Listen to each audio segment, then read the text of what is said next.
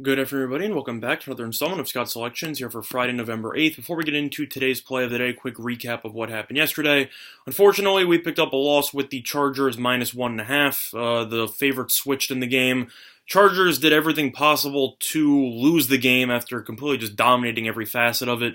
When your first two drives have an interception in opponent territory and a pick six, that's not exactly a good recipe for success. However, they were still up 4 points with about 4 minutes to go, and they let the Raiders go roughly 75 yards for a touchdown, and then they ended up just losing outright. We've lost a decent amount in a row. It's unfortunate, but at the same point, we will look to bounce back, and college basketball season is upon us, so we'll look to start with all of that tomorrow. However, in terms of college basketball, wasn't really a fan of anything on today's card, so we will be giving out a play of the day in the NBA. I know NBA hasn't worked out well for us, and well, honestly, neither is really anything, but at the same point, I still see a line here that has some line movement that I like, and I think that the line's a little bit too low, and that will be on a matchup between the Toronto Raptors and the New Orleans Pelicans, which should be taking place at 8 p.m. Now, Toronto opened up as a minus 2-point favorite. They're currently up to minus 3, but at the same point, I just think that that line is not high enough, as I think that the Raptors are a much better team than the Pelicans. I know that the line being a little bit low could be a bit concerning, but at the same point, FanDuel still has it at minus 2.5, so that will be the line that we are using for today's play of the day. So the play of the day will be on the Toronto Raptors minus 2.5, which is available on FanDuel at minus 110. Now, part of the reason why this line could be relatively low is due to the fact that these teams ended up playing in overtime in the regular season opener a couple of weeks ago, as the Raptors ended up winning by 8 points. However, the actual rotations for these teams will be a bit different. Plus, the Pelicans have some injury issues that they are currently dealing with. In terms of the actual lineup, the Pelicans in the first matchup used Derek Favors, and now they're switching to Jahlil Okafor. Okafor has looked pretty good so far, but as we all know, defensively, he's a huge liability. He pretty much provides no value in terms of rim protector, and his plus-minus is usually bad because he doesn't guard anybody. I think Gasol do a good job guarding him. I think Gasol could also score double-digit points based on the fact that Okafor is just a really bad center. Not to mention the fact that Siakam in the regular season opener ended up going for 34, 18, and 5 before he fouled out halfway through the fourth quarter. I don't think anyone on the Pelicans can guard him. I think he should go for 30-plus with 15-plus rebounds again, as I think Ingram's a bit too skinny to actually guard Siakam. I think that most of the points coming from the Pelicans will just come from Ingram trying to chuck up as many shots as possible, and I think Siakam's a very underrated defender, so I think that will be a bit of an issue.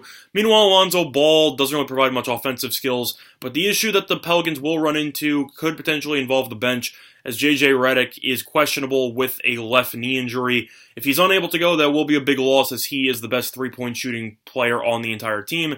And if you did look at his performance against the Raptors, he was very solid, as he ended up scoring 16 points as he went 4 of 6 from the three-point line. So if he is not able to go, then that should lead to some issues with regard to the Pelicans offensively because of his ability to stretch the floor with his elite level three-point shooting. But as a whole, in terms of trends, they all support the Raptors, as the Raptors have actually dominated this series in New Orleans. Specifically, the road team is 23-7-1 against the spread in the last 31 meetings. The Raptors are 14-5-1 in the last 20 meetings, and the Raptors are a very impressive 15-2 ATS in the last 17 meetings in New Orleans.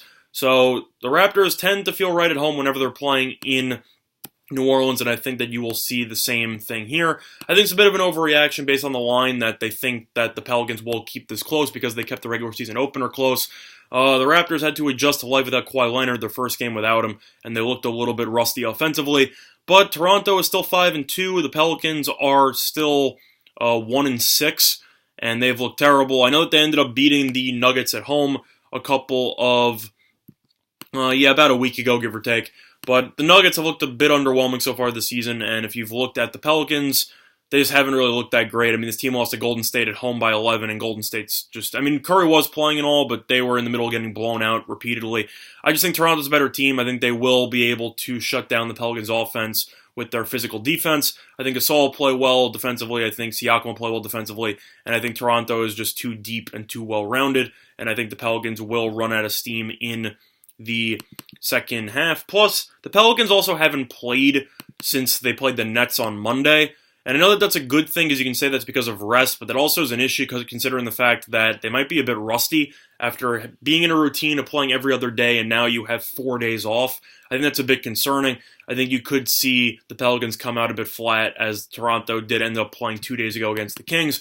But overall, the play of the day will be on the Toronto Raptors. I think they will win this game by at least 5 points. So the play of the day will be on the Toronto Raptors. Now, in terms of the Toronto Raptors minus 2.5, which is available on FanDuel at minus 110. Now, in terms of some other leans on today's card, lean to the over in the Nets and Trailblazers game, line up at 233 up to 238. I don't think it really matters. I think both teams should get into the 120s. I think you should see this game go over. And lean to the Nets as an underdog. Portland probably should have won the game against the Clippers yesterday. They fell apart. This team has not been good whatsoever.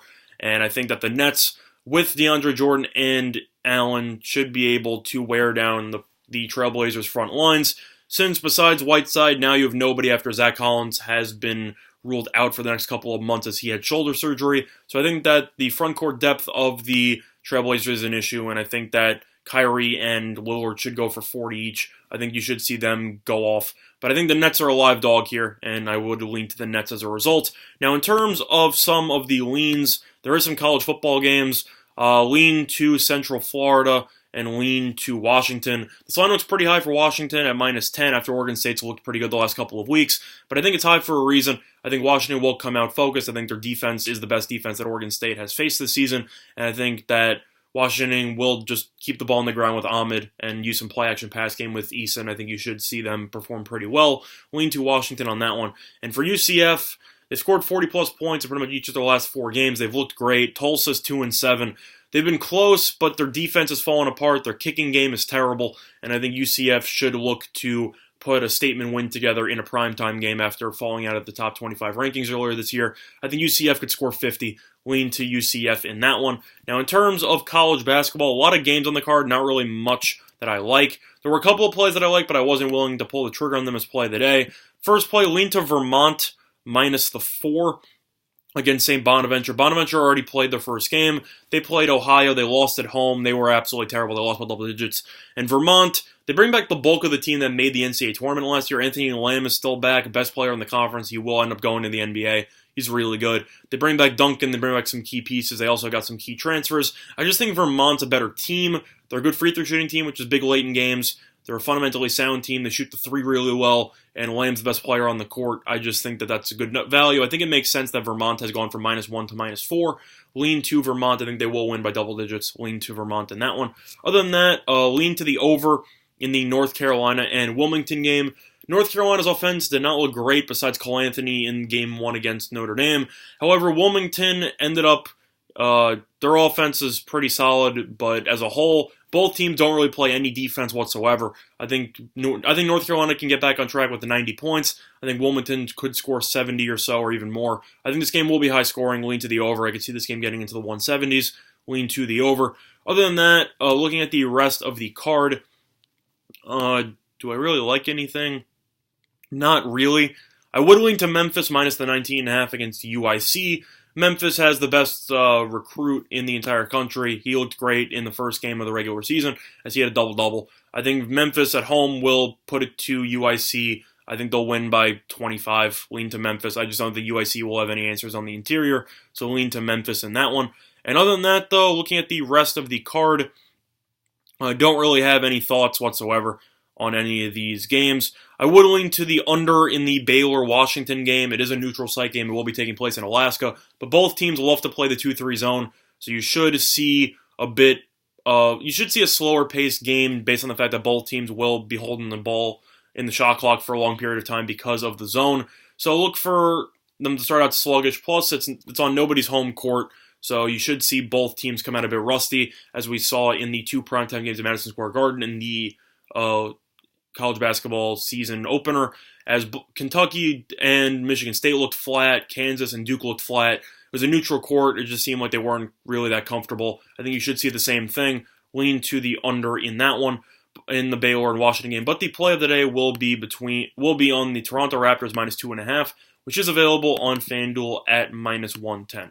Other than that, though, that's going to be this installment of Scott Selections here for Friday, November 8th. Good luck to all of you and your respective bets today. Bye, everyone.